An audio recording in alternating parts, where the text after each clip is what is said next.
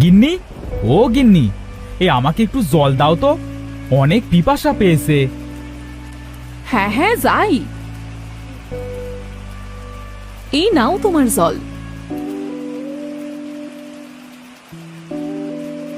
গিন্নি, এবার আমাদের জমিতে ভালো ফসল হয়েছে গো, কিন্তু একটাই কষ্ট জানো গিন্নি, ওপরওয়ালা আমাদের এই ছোট্ট ঘরে একটাও সন্তান দিল না।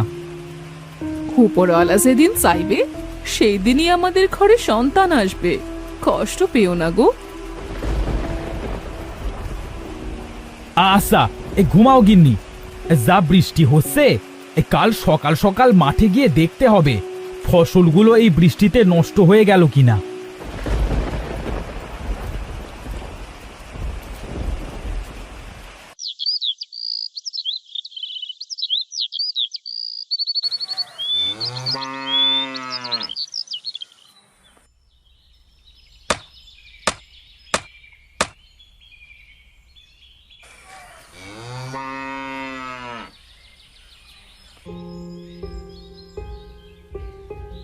দাদা, আমাকে একটু জল দেবে?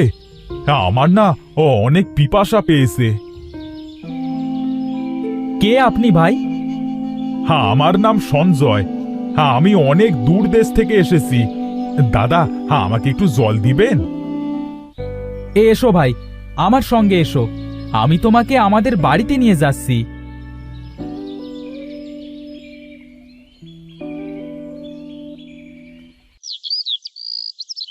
গিন্নি, ও গিন্নি, একটু জল নিয়ে এসো তো, আমাদের এই ছোট্ট গরিব পরিবারে একজন পথিক এসেছে গো।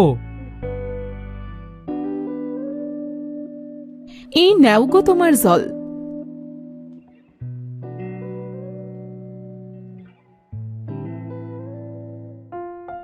তা দাদা, তোমাদের ঘরে তো কোনো সন্তান দেখছি না।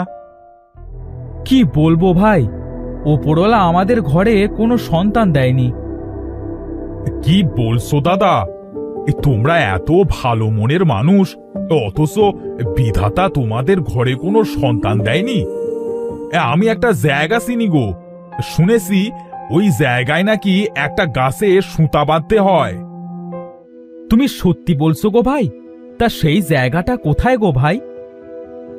এই পশ্চিম দিকের যে বড় জঙ্গলটা আছে, তার ভেতরে একটা শিমুল গাছ আছে গো। সেই গাছে গিয়ে সুতা বাঁধলেই নাকি তাদের ঘরে সন্তান আসে।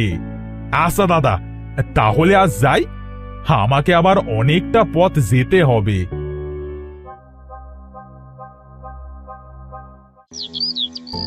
গিন্নি, ও গিন্নি, চলো তাহলে আমরা ওই গাছের কাছেই যাই গো, ওপরওয়ালা যদি আমাদের দিকে একটু মুখ তুলে চায়। হ্যাঁ গো, তাই চলো, আমরাও সেখানে যাই।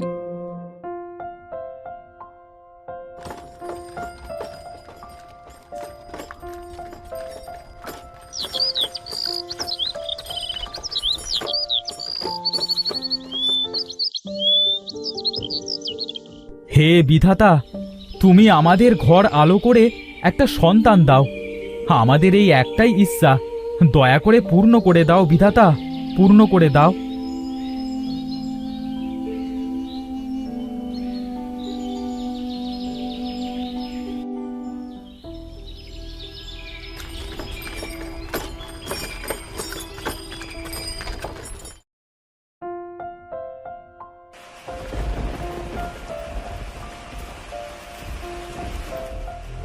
হারু, এই হারু, দেখ দেখ, তোর ঘর আলো করে তিনটে কন্যা সন্তান হয়েছে। দেখ, দুটো মেয়ে দেখতে কত সুন্দর হয়েছে, আর একটা মেয়ে কালো দেখতে হয়েছে রে হারু। কি বলছো মাসি? দেখি দেখি, আমার মেয়েদেরকে দেখি।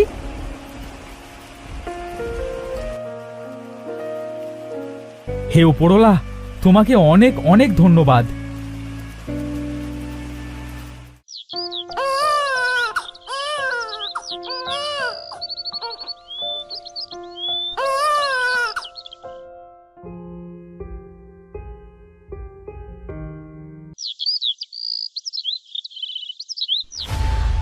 মুক্তা, তুই এত ভালো ভালো খাবার কেন খাচ্ছিস? এত ভালো ভালো খাবার খেয়ে কি হবে? দেখতে তো হয়েছিস সেই কালো। তার থেকে ভালো ওই খাবারগুলো আমাদের দুই বোনকে দে, আমরা এই খাবারগুলো খেয়ে আরো সুন্দর হয়ে যাব। দে দে, খাবারগুলো আমাদেরকে দিয়ে দে। এমন কথা কেন বলছো আপু? ওপরওয়ালা আমাকে এত কালো করে এই পৃথিবীতে পাঠিয়েছে, এতে আমার কি দোষ বলো? দেখেছিস আপু, মুক্তা তোর মুখের উপর কিভাবে কথা বলছে? মুক্তা, তোর এত সাহস? দাঁড়া, বাবাকে গিয়ে বলছি। না আপু, বাবাকে কিচ্ছু বলিস না। আমি আর কখনো এমন কথা বলবো না রে, এমন কথা বলবো না। তোরা যা বলবি আমি আমি তাই করব।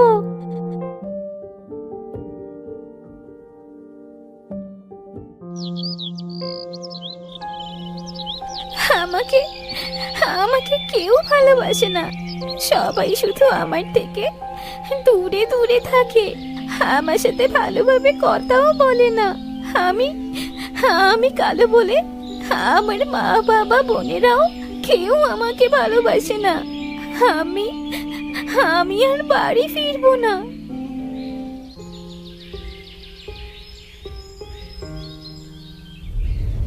কে হে মেয়ে তুমি?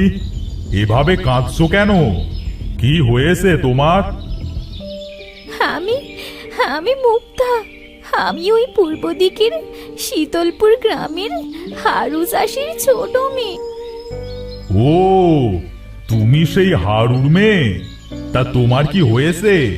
তুমি এইভাবে কাঁদছো কেন? বলো আমাকে। আমরা তিন বোন। আমার দিদিরা দেখতে অনেক সুন্দর, আর আমি দেখতে কালো বলে আমাকে আমাকে কেউ দেখতে পারে না। সবাই আমার সাথে খুব খারাপ ব্যবহার করে। ও, এই কথা। শোনো মেয়ে, এখান থেকে উত্তর দিকে 70 ক্রোশ যাওয়ার পর দেখবে একটা ছোট্ট জলাশয় আছে। সেই জলে একটা নীল পদ্ম ফুল ফুটে আছে। জলে নেবে একটা ডুব দিবে, আর ওই ফুলটা তুলে মাথায় বাঁধবে।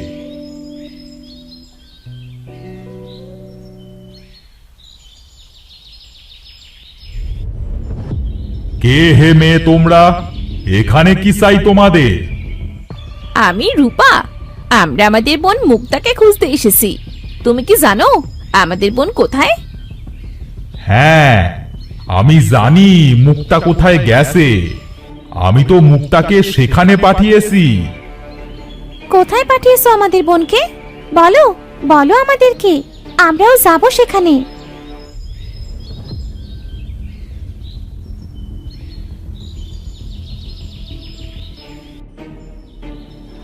দিদি, অনেকক্ষণ তো হলো, আমরা তো শুধু হেঁটেই চলেছি। কই, মুক্তাকে তো কোথাও খুঁজে পেলাম না। তাহলে কি ওই গাছটা আমাদের মিথ্যে কথা বলেছে দিদি? আর পারছি না হাঁটতে। এদিকে তো আবার সন্ধেও নেমে আসলো। চল সোনা, ওই জায়গাটায় গিয়ে একটু বসি। হ্যাঁ দিদি, চলো ওই গাছটার নিচে গিয়ে আমরা একটু বসি।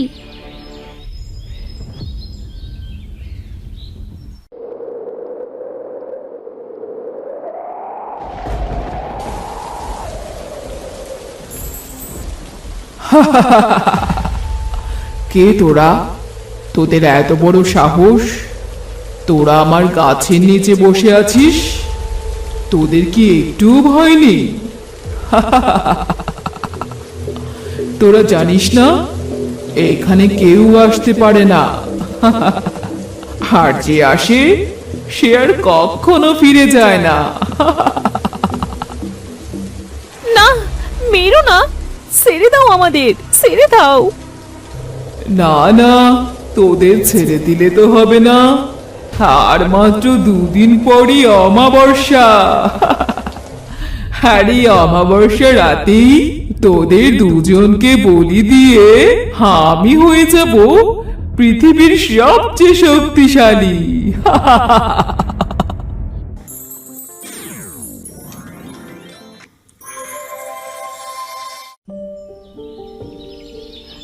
সে জলাশয়, ওই তো নীলপদ্ম ফুটে আছে। যাই, শিমুল গাছের কথা মতো আমি জলে একটা ডুব দিয়ে ওই ফুলটাকে আমার মাথায় বেঁধে নিই।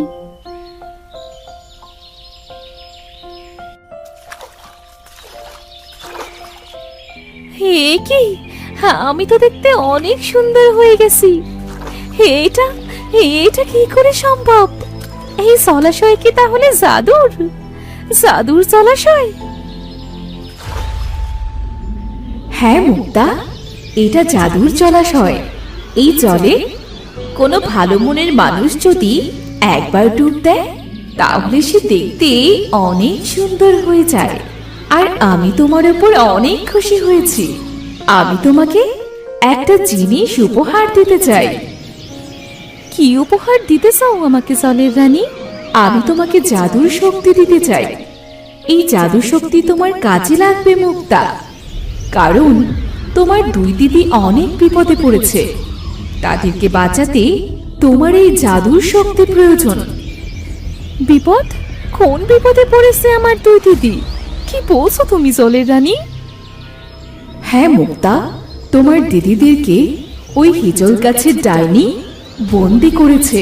তাদের দুজনকে বলি দিয়ে ওই ডাইনি পৃথিবীর সবচেয়ে শক্তিশালী হয়ে উঠবে আর পৃথিবীকেও শেষ করে দেবে। আমি কিভাবে ওই ডাইনিকে শেষ করব? রানী, আমাকে তুমি ডাইনিকে মারার উপায় বলে দাও। পাতালপুরের একটি গোপন ঘরে ওই ডাইনির প্রাণভ্রমরা বন্দী আছে।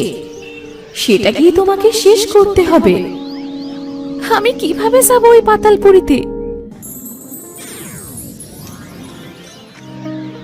এই নাও, এই নীল পদ্ম ফুল। এই ফুলই তোমাকে ওই পাতালপুরীতে নিয়ে যাবে। ধন্যবাদ তোমাকে জলের রানী, ধন্যবাদ।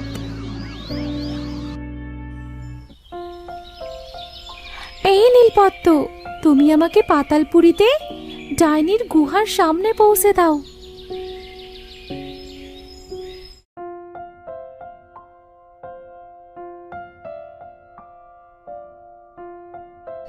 কোথায় কোথায় আমার দিদিরা?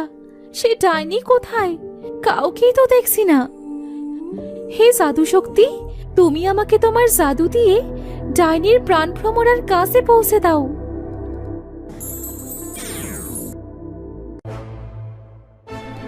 কে তুই?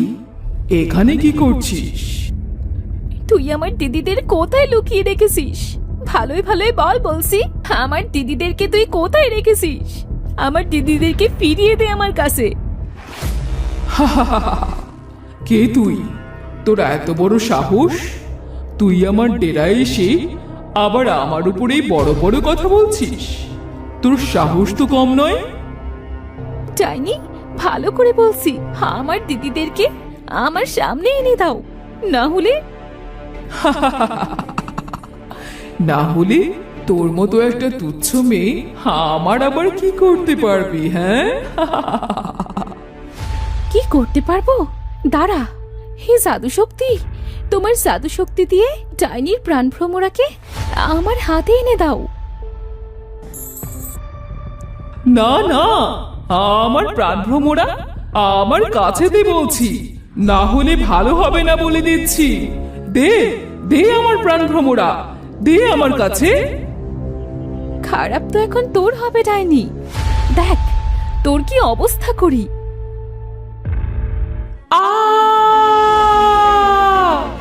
আমাকে মারিস না।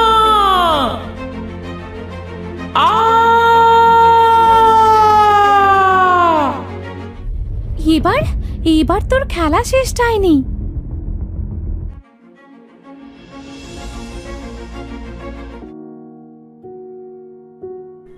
বোন, মুক্তা আমার বোন, আমরা তোর উপর অনেক অন্যায় করেছি, তুই আমাদেরকে মাফ করে দে বোন। আর আমরা আমাদের ভুল বুঝতে পেরেছি। আমি সবাইকে মাফ করে দিয়েছি দিদি। দিদি চলো, আমরা এবার বাড়ি ফিরে যাই।